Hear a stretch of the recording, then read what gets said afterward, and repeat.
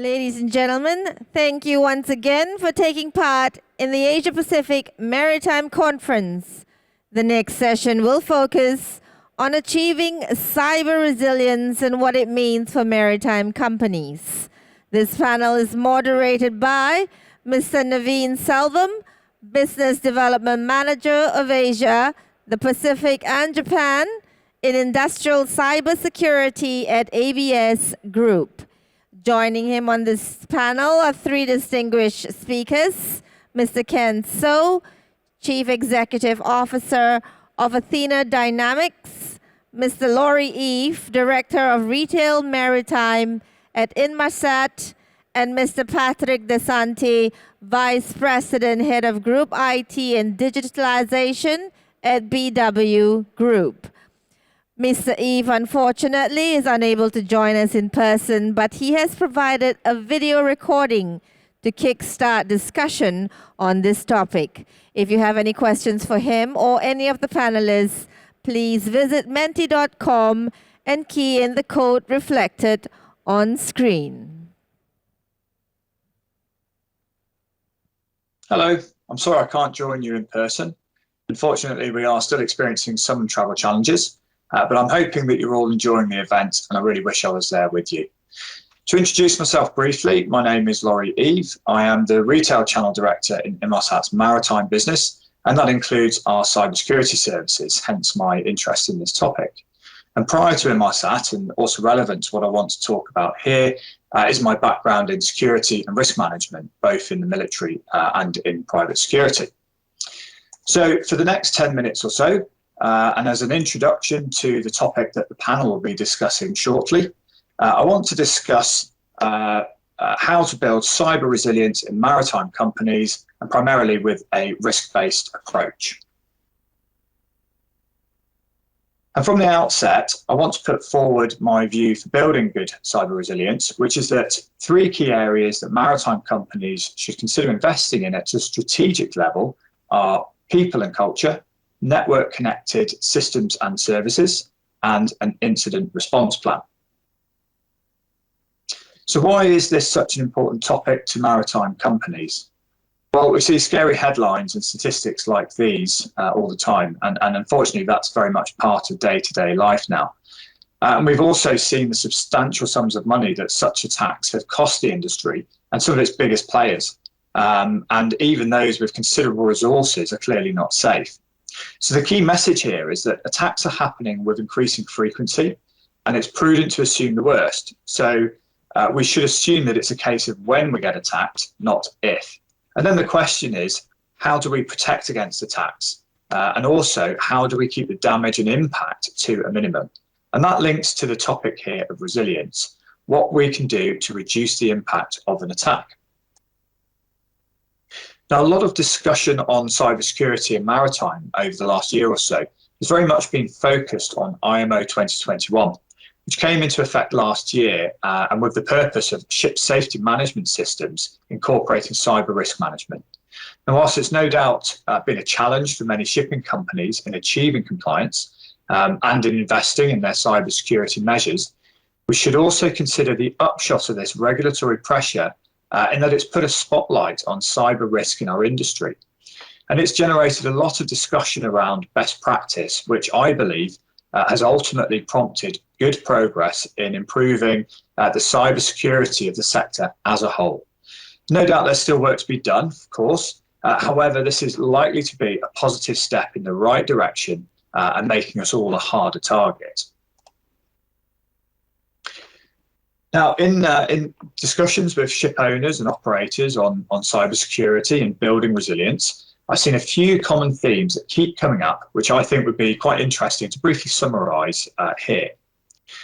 And as an industry, we are very aware of safety at sea, ensuring vessel compliance in safety management systems to protect life at sea. However, with cybersecurity, this is less familiar ground, and many of us are still learning how to really address this well.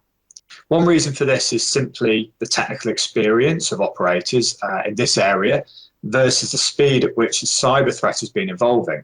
And that links to the first of my 3 points, people and culture. Another key challenge often mentioned is OT. Now, whilst IT platforms are increasingly standardized across fleets, OT can still have huge diversity, and some OT may be unknowingly connected to the network. And that relates to the second of my three key areas for resilience, network connected systems. And the last 2 points here are related to the approach to compliance, with many people looking for a simple solution or a checklist, something that will give them a certificate that they can show an auditor. But there is no silver bullet here. Whilst we can provide solutions that provide a one-stop shop approach, the operator still needs to demonstrate that they have identified the risks and how they are managed on the vessel. So the focus should be on building resilience, not in supplying a certificate to demonstrate compliance. You need a risk management approach, and there are numerous guidelines to help with this. So one I'll quickly touch on here that's frequently used in many industries is the NIST framework, which I'm sure that many of you will already be familiar with. And this gives a good set of guidelines that provide high-level recommendations on maritime cyber risk management to safeguard shipping from cyber threats and vulnerabilities. Now, whilst the IMO guidance explains at a high level what a vessel needs to protect, it does not specify in detail or provide bullet points that can just simply be ticked off. So the 5 pillars of the NIST framework give a good way to structure your approach. The other upshot of IMO 2021 is that the industry has responded to a need. And there is, as a result, a wealth of cybersecurity solutions now in the marketplace, many of which are tailored specifically to the maritime sector. Different shipping operators that have very different ICT capabilities in-house. And so there are products to suit all, from building blocks to complete solutions offering such a one-stop shop. Now, our approach at Inmarsat is our Fleet Secure portfolio. So we aim to give a total solution approach with endpoint security, network security, and crew awareness bundled in with risk management tools and a dedicated SOC. The point I want to make here is that there are different approaches you can take, and there are a lot of solutions, information, and guidance that is out there to help you. So now I want to move on to some key recommendations in the 3 key strategic topics for building resilience, which I raised at the start. And first to cover is people and culture. Now, a key implication of the nature of this threat is the importance in the role people play in any cyber resilience strategy, as people are generally considered the weakest link. So people must be motivated to put in the necessary effort level to protect our systems and networks, such as by keeping up to date with security patches and systems updates. Security training is vital, however, alone that is not enough. So the approach needs to start with establishing and embedding a risk management regime across the whole organisation, including an appropriate governance process supported by senior management and the board.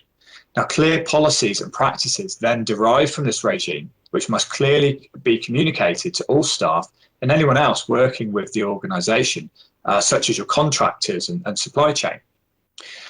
And a high security conscious culture needs establishing, and key recommendations for investment needed to achieve this, I would say, include firstly, training and awareness programme that's mandatory to all staff, and that should include practices to support staff flagging potential issues quickly and, very importantly, without fear of reprimand.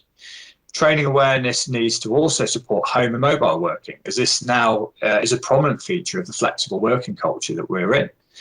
Secondly, include cybersecurity in the organisation's blue chips and embed information services in the organisation's continuous improvement culture.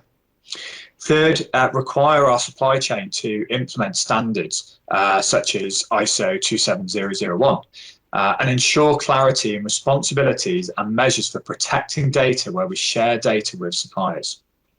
And lastly, manage user privileges so that we give appropriate system and data access rights needed for the efficacy in their role. Next, moving on, is network connected systems and services. Now, vessels have many attack surfaces through multiple IT systems, endpoints, both businesses and personal, and network connected OT systems.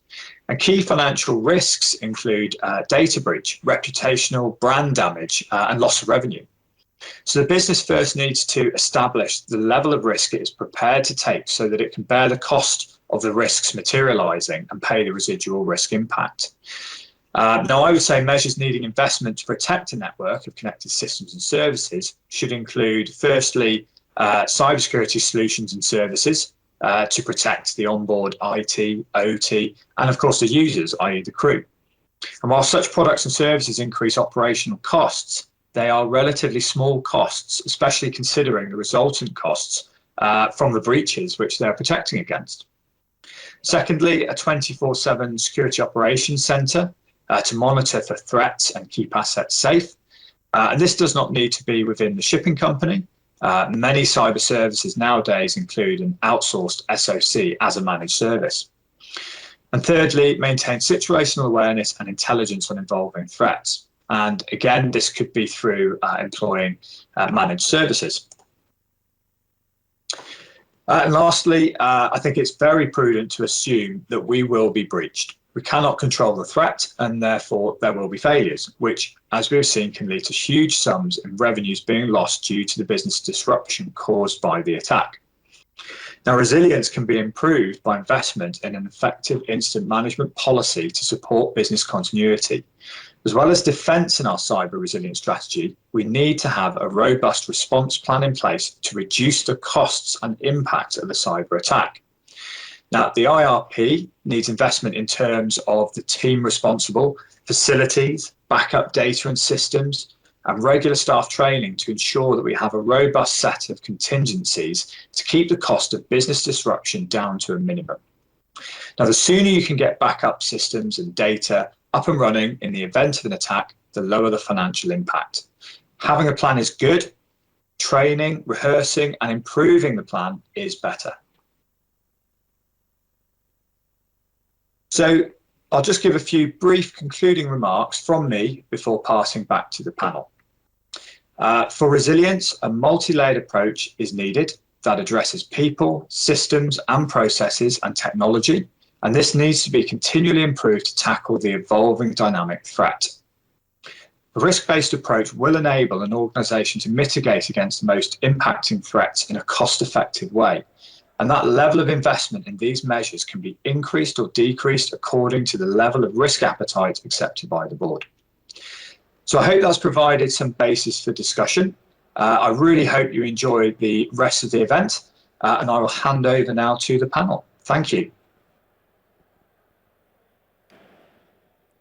Thank you, Laurie. Well, good afternoon, everyone. And my name is Naveen Selvam. And thank you for joining the session. I would like for Mr. Patrick to introduce yourself and as well as Ken, just to give a brief intro.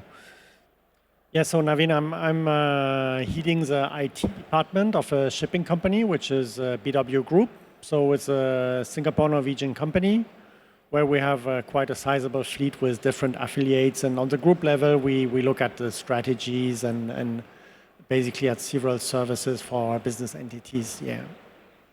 Thank you. Hi, thanks, Naveen. Yes, I'm Ken So from Athena Dynamics. It is a subsidiary company of BH Global, main board listed maritime supply chain logistic company in Singapore. BH has been about 55 years in the industry, about the same age as Singapore. Yeah, so Athena Dynamics was spun off from the IT department about 7 years ago when we discovered some special cybersecurity paradigm and technologies and started to spin off as a subsidiary company. Today, the company has about 150 enterprise customers and largest SI in Singapore to service the industry. Right. Yeah, thank you for that. I think we all watched Laurie's presentation on resiliency. So when this topic was given to us, I looked up the word resiliency on dictionary, and it said, how quickly can you recover? So in our case, we have to assume that we will be breached, and given that, how quickly can we recover? The whole past 2 days, I would say yesterday and this morning, we heard a lot of talk about automation. In fact, yesterday was about Port 4.0, Industrial Revolution 4.0. Can automation help with cyber resiliency?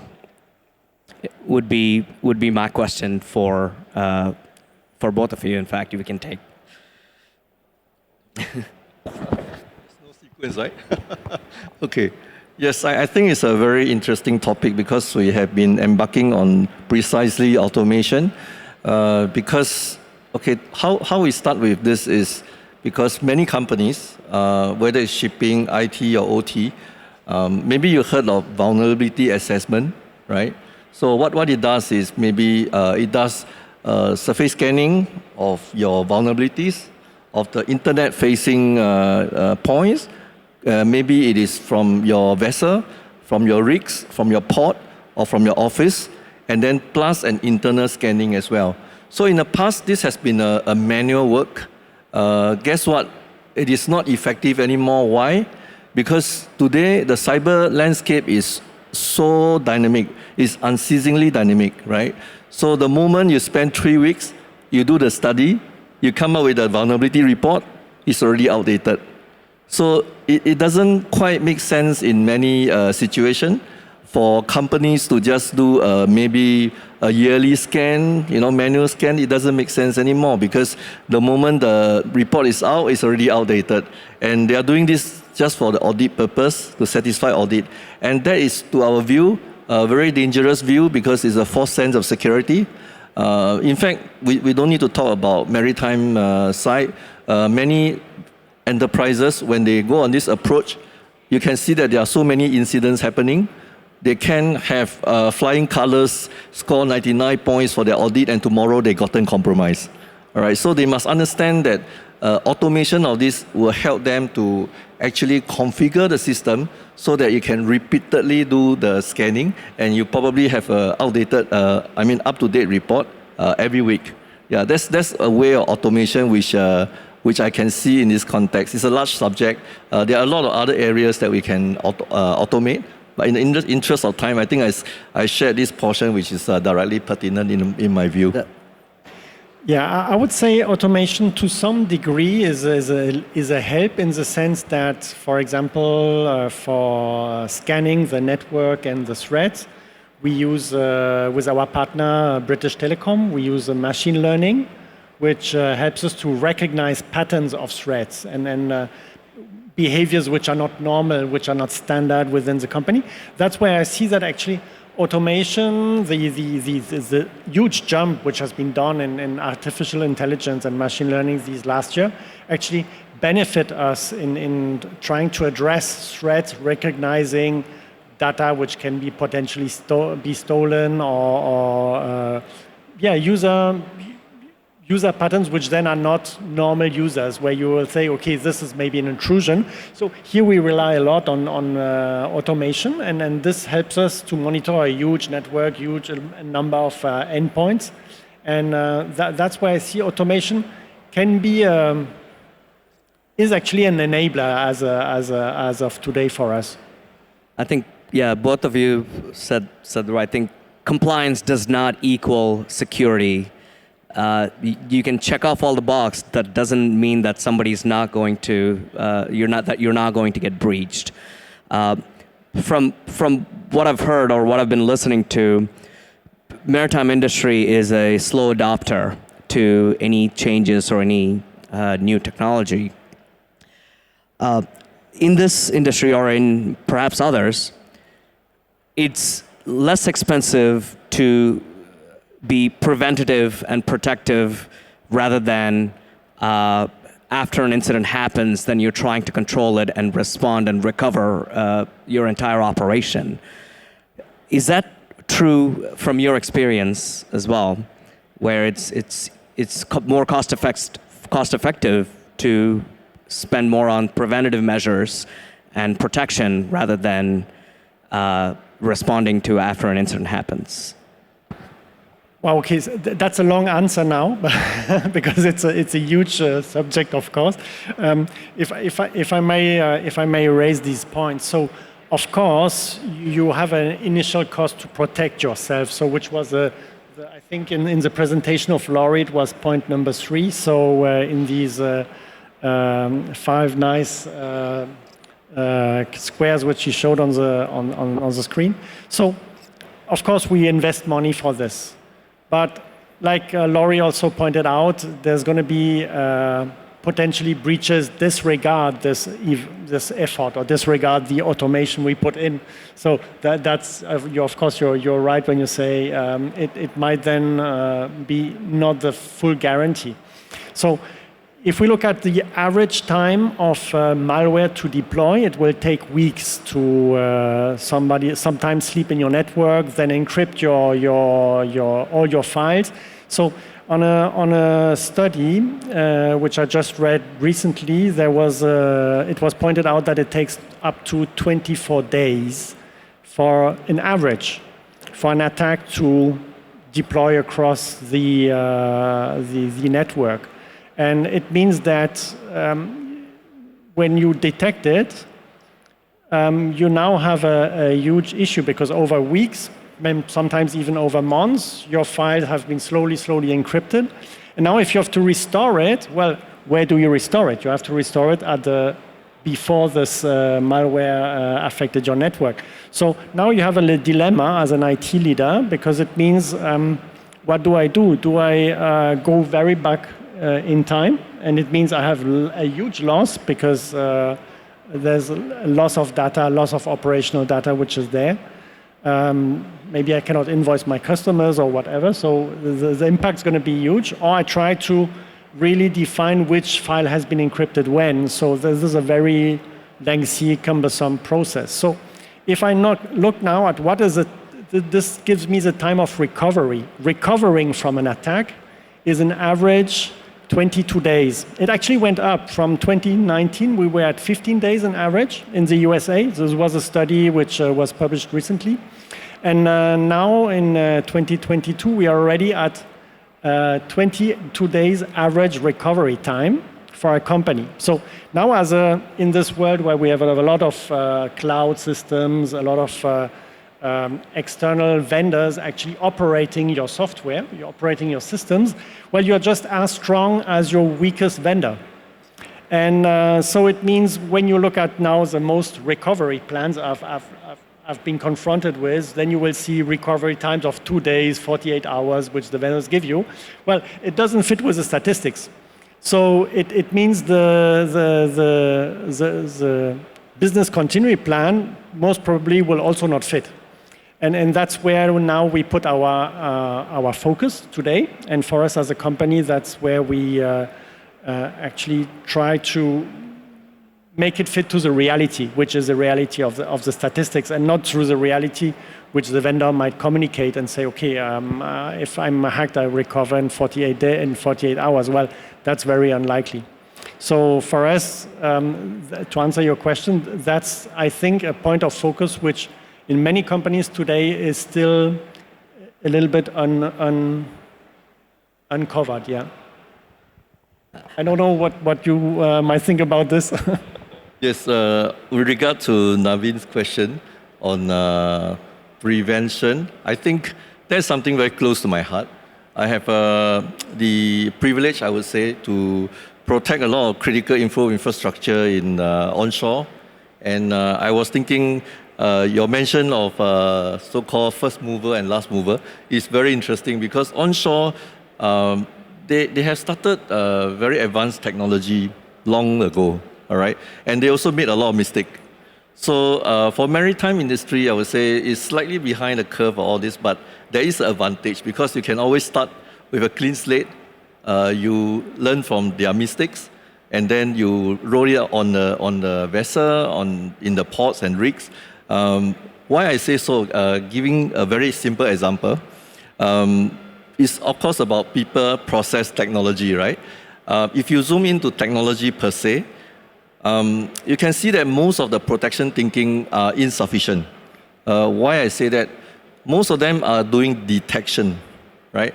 Whether it's high-tech AV, multi-AV, sandboxing, the high sounding of machine learning, monitoring, they are all about detection.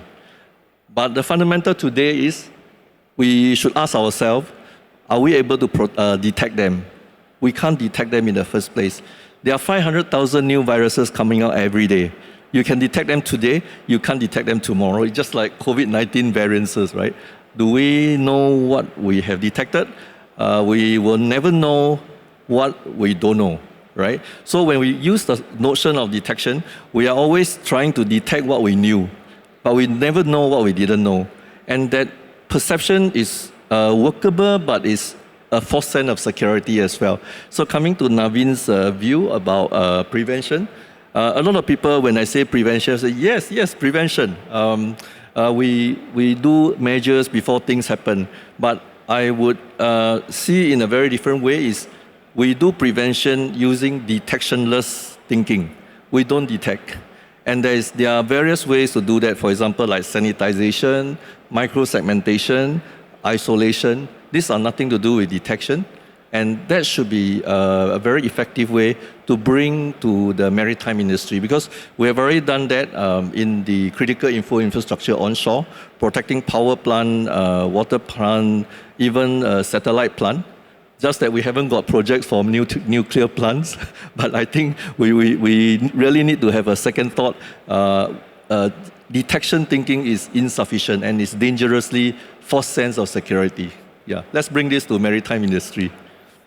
Yeah, that was well said. And that just reminded me of, I think security has to be designed into what we're building. So security has always been an afterthought. After we construct something, oh, how do we secure it now? But from your explanation, including the network segmentation, that has to happen as part of the design as you build a ship or as you build a port, that it has to be incorporated within. That was a good point. Yeah, thank you. So that leads me into the next one. This is from one of my favorite boxers. Mike Tyson used to once say, everybody's got a plan until they get punched in the face. That comes to our resiliency. You can have all the plan, but how do we measure resiliency without getting punched in the face? How do we know how resilient we are without being breached or without being crippled from an attack? Would be my question. Wow, that's a tough question because. Okay, I will try to answer it theoretically in the sense that how do you know that you can be resilient? Yes, so what are the processes? Because you try to think in a company in terms of what are the processes you need to maintain in order to be able to continue to operate, to serve your customers and to handle your vessels, to do your business. So, and these processes most time are handled by departments which they know what they have to do. And how would they be able to do this when the system is not there anymore for a given time? Because like I said before, we just assume that if the system is not available, it's going to be for a time. And even if it was restored, not everything is going to be restored. So what we try to identify is actually what are the things which are most likely to be restored first, and what are the things from our sub-vendors which will come later, and can be an e-commerce platform integration, for example, or something like this. So we then define actually how these processes can be done on a paper basis, because that's all you have once your system are gone. And interestingly, most malware patterns recently are also targeting the backups first, to encrypt the backups first, because before they encrypt the computers, so that you really have no other things than to continue with paper. And so how do we know that we're resilient? We look at our processes and how we would be able to continue operate them if our systems would be gone for a certain period of time, which then we try to estimate. Yeah, I was also thinking maybe testing yourself. If you have a sandbox environment, maybe you can test your architecture. This is how resilient we are. Ken, any your thoughts? Yes, I think citing your analogy of Mike Tyson, the best way forward probably is to give the system, people, process, technology, 3 ends, a force punch first, a soft punch. What I mean by that is that if you look at the people end, We have done quite a bit of phishing campaign, and that's very useful because you'll be surprised that senior management would fall trap into the campaign as well. And a lot of end users are not really very aware of the risks in cyber. The joke is that we ask them not to click, they double click, that sort of thing. So then when they get into trouble, IT is very busy. It's always that same formula. So if you do a phishing exercise, it's not only electronically online, but you can do a USB drop. You drop USB into boardroom, into car park, and then the engineers will pick it up, and then they use it, and they will report. And subsequent to that, you wrote in all those that need education for the necessary education. All right, so that's a people's soft punch. Process is the audit, which we are pretty good in the maritime, right? But the technology front is very interesting. So we have done quite a fair bit of that. The soft punch is doing, they call it ASM, all right, attack surface management, whereby you have whether auto or hybrid, you can do the scan, you can see all the loophole it's like a simulator hacking, all right? And with that, you can actually know your weakness, and you'll know what are the gaps to patch. But overall, I think it's very important to have a tabletop exercise, whether it is a electronic or it's a physical. Yeah, why I say that is because we have a live experience that we had this, because we are listed co, so there is a compliance, very stringent compliance, and we have done that for the sake of compliance. And 2 years ago, we did a tabletop exercise, physical as well as online, and we realized that there are gaps that we never thought of. And that's really, really precious and valuable, very important. But picking up the question from resilience, wouldn't this fall in the category detection, actually? Through VAPT tests or through penetration tests, phishing exercise, you try to detect the weaknesses? So the notion of non-detection is to complement detection. Yeah, we can't run away from detection. That's a baseline thinking. It's hygiene factor. So non-detection, the one that we have been implemented in many critical info infrastructure is the likes of sanitization, meaning that, how to explain that? For example, today, a lot of cybersecurity leadership, when you ask them about work from home, for example, right? So they say, it's okay, we have endpoint protection, we have EDR, we have XDR, and we have VPN, encrypted pipe, we have encrypted storage. But they forgot a very important thing is that encryption has been protecting privacy for us for the longest time. But unfortunately, today, encryption are protecting viruses because we are trying to detect them. Your endpoint is detection, everything is detection. And the moment you miss one virus, a new virus, 0 day, right? It gets encrypted. The moment it gets encrypted, imagine VPN is protecting the virus all the way to the core of your enterprise. And then someone will open up the file and that's it. Because the endpoint in a PC is detection-based as well. So that's not the way. So we have been implementing various ways to sanitize, meaning that the file actually, there's no detection. We will remove impurities. Even viruses that is not even conceived or designed today, when it's out, it's not able to go through the gate. Yeah. So my advice is to do non-detection sanitization, non-detection isolation, and then think about encryption or other measures. Yeah, thank you. Yeah, thank you both for that. I learned something new from both of you today on that. Do you think maritime industry is ready to implement all this technology on board a ship right now or tomorrow?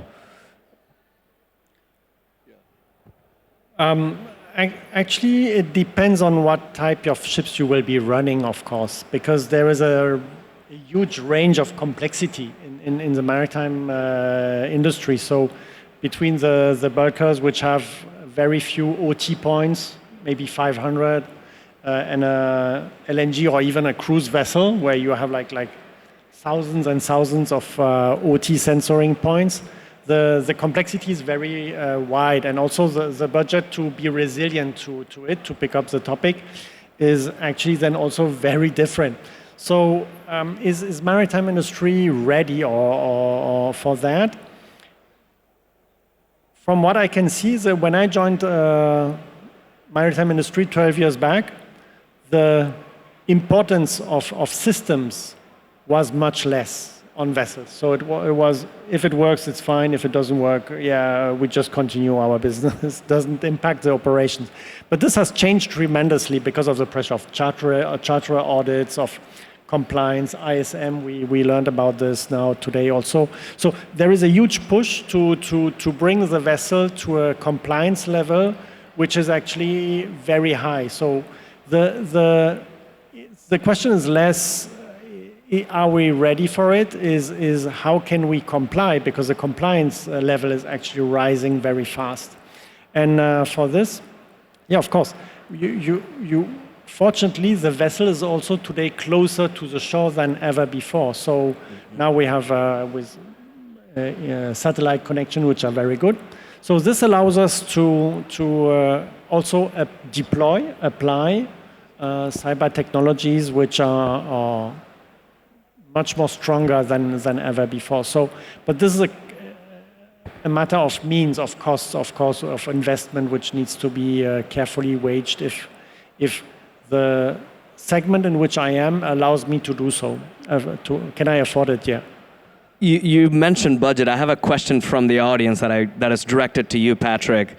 It says, Patrick, from BW point of view, is it expensive to be resilient? What did you spend your budget on?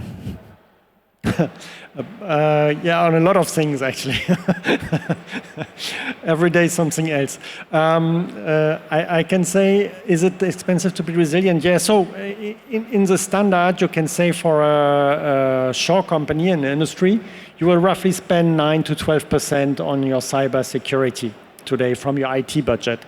So if we look now at the KPIs in industry, what IT costs and what cybersecurity costs, so it's very wide, and maritime is rather on the lower end. So if I compare my OPEX of our company towards the IT costs we have, maritime will be very low, and automotive will be very high, and things like this. So, but it means that for us to answer the question, yeah, we spend quite a sizable amount because we just have realized that it's an important element of our business continuity.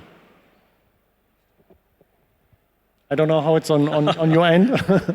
I think that's a very spot-on question. Why I say that? Because we went out a vessel, like what you mentioned, there's so many vessels, right? We went out container vessel, we went out LNG tanks and all sorts, even cruise. So we talked to the captains, we talked to the ship owners. Okay, the conclusion is that I feel that to bring cyber into this sector, we need to have a little bit empathetic view of things. Why? Because if you look at maybe just the past 2 decades, alongside the ups and downs of oil prices, all the crises, and then we have some sulfur emission in 2020, the sulfur emission 5% cap. After that, we have the likes of this one, the cyber, right? IMO Resolution 428. And then, as if this is not enough, then we have COVID-19. So from the ship owner's point of view, it's just too many to shoulder. So to them, they may put cyber aside because it's not important to them. But I will foresee something, looking at the landscape, especially we are aware of what's going on in the dark web, something serious is going to happen. I'm not trying to sell fear but seriously, I will see the curve is right now, the awareness go up, plateau, and one day something very serious happen, right? And it will just go up. So I will see this trend, because I saw this trend in onshore. 7 years ago when we started this, we were talking to a lot of CII, it's not so important. And today we are getting so many inquiries, so many worries, and we are trying to solve the issue. So So I think the approach going forward for the ship owners, we should be a very educational and a well-balanced, empathetic approach. We can't force this thing on them. They just have too many to handle. And coming to the cost end, we understand that cyber protection, sometimes people end up spending a lot of money. The worst thing is then tomorrow they still get compromised. So why?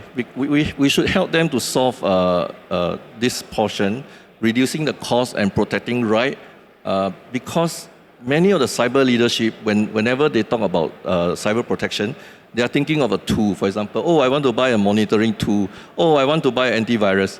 But cybersecurity is not about buying a tool.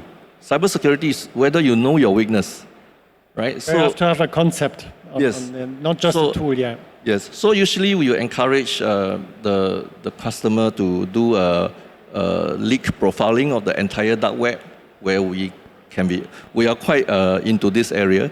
So the moment we sieve out, you'll be quite surprised. Many board members' credentials are put up for sales. Just that, your credential and my credential are already put up for sales. Your password, just that we are not big-time celebrities. Nobody buy. And the internal checking. So the moment you know your weakness, then you apply the 80-20 rule. You cannot protect 100%. So you don't have to spend so much money to buy unnecessary tools. You just protect your 80% weakness with a 20% effort. And that's the way going forward, in my view. Correct. To me personally, if you are running a fleet of bulkers, well, these vessels have quite scattered system on board. So these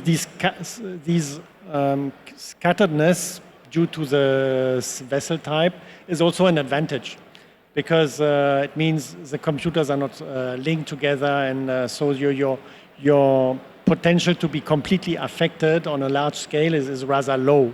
So maybe your indicator will not go, or your boiler operating system will not go, but that's actually a very small problem compared to very complex vessels, where then the whole vessel is strapped, and of course, ECDIS.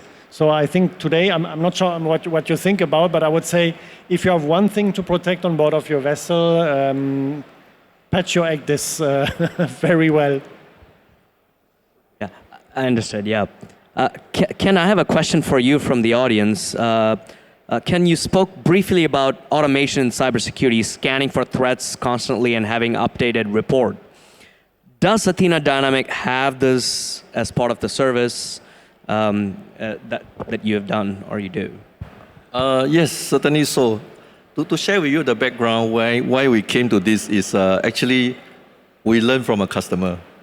So I share this with many people because about a year or so ago, offering vulnerability scanning is our almost like daily business. So there was a very advanced CISO. So when I presented to him, he laughed at me. He said, "You're still doing this? It's outdated." Wow, I said, this guy is so arrogant.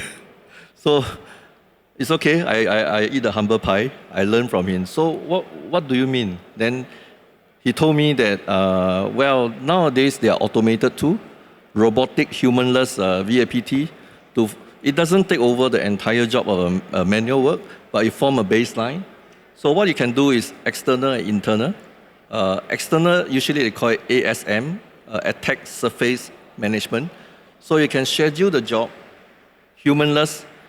You will just scan as per your schedule, any new loophole, any so-called CVE, common vulnerability and exposure, and also any particular area. Once they can get in, they will do the automated hacking. No worry, you will not affect your production system. And you'll produce a report. If you schedule it every day, you will give you a report every day. If you schedule it weekly, they will give you weekly. Yeah. So this type of approach, we say, is much more pragmatic. And of course, for regulation, a lot of ship owners, maybe they are very, more like, how to say, they are very worried about the compliance, right? 2021 January is already way past. And then they have to satisfy for their first DOC, document of compliance, right? And I don't know how many of them have done that. But even so, the challenge is that if they have done the DOC and passed with flying color, it doesn't mean that the ship is safe. We have seen a lot of information in the dark web. They are attacking the ships, okay? And today we see a lot of ports and ships being compromised. That is a small matter today because there are more than just IT ransomware. But what happens if one day, what about one day,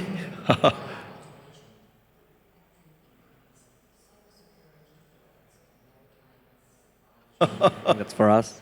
okay, so I continue. I think you can hear me. So yeah, what I'm saying is that today, most of the compromise cases are in IT, right? So just now the speaker has mentioned that there were OT compromise incidents, but people tend to keep it low profile. But what happens if, like what Patrick just mentioned, if the ADIC system is hacked and the ship is being directed to maybe the Somali Bay, and then they get robbed or whatever, then something will actually happen. That the awareness will suddenly skyrocket, and a lot of people will rush into cybersecurity for maritime. This is my view. Got it. Well, with the very little time that we have, I would love to hear your final thoughts. What would be the immediate next steps that we as an audience can take to improve our cyber resiliency? Yeah, so I would say as shipping industry, wherever we are, if we're a supplier or ship operating company, ship manager or ship owner, there's definitely a need to ramp up just to keep pace with the increasing compliance, which is pressing, and which is good actually. And then beside these efforts, VAPT, scanning and doing phishing exercise and things like this, which is definitely a must, then looking at the business continuity plans, there's a gap between the recovery, disaster recovery plans and the business continuity plans is probably sizable, and to have a look at it is worth it's worth every effort, because it will just, in case of, like Laurie said, there will be definitely a time where we might be hit. This will just definitely prepare your organization and then be bare money which you can save there. Understood. Ken, your thoughts? Okay, the takeaway I would share is still coming back to the classic view. You'll never go wrong by looking at people, process, technology. Right, so in the process end, it's already taken care by the compliances, but people end and technology end always look at more different way and proactive way to handle this portion. People side, you can do automated phishing campaign that run throughout the year. You will know maybe there are new employees, maybe there are new hacking techniques coming in. There will platform like this that is able to actually sieve out people that are weaker in this technology. Detectionless, disruptive technology. What I mean by this is because today, every other month, you have new way of hacking. I mean, if you look at Singapore landscape without looking at maritime, the likes of OCBC hacking is very familiar and close to everybody's heart, right? There's a saying that hackers don't break in, they simply lock in because they steal your password. So there are new technology also coming out, passwordless, OTP-less. Yeah, because with that, you have nothing to steal, and they can't hack. I'm just citing this as an example of new thinking coming out. So try to be updated and protect yourself well. Thank you very much. The rest of the questions from audience are related to Class Society, but I'm happy to answer that off stage. Thank you, Ken. Thank you, Patrick, for your insightful and sharing your thoughts. And thank you, everyone, for joining the session. Thank you. Thank you, panelists, for that perceptive conversation.